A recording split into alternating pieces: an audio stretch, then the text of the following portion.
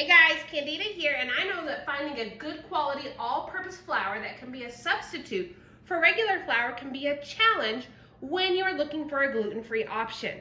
And I have to say, I was really impressed with the King Arthur option that we have.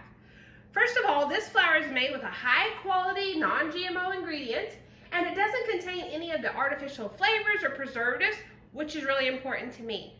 The texture of this flour is just like regular all-purpose flour, which makes it easy to use in all kinds of ingredients.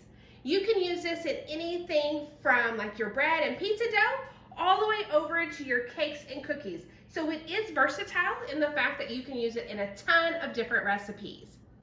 Today what I'm doing is I am substituting the King Arthur Gluten-Free All-Purpose Flour into my homemade bread recipe.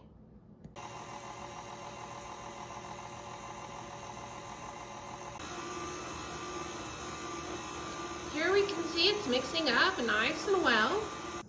So after we got it all mixed up, I've got it here in my bowl, going to go ahead and let it rise. As you can see though, it looks just like the normal bread. So we were able to successfully substitute the all-purpose flour with our regular dough recipe.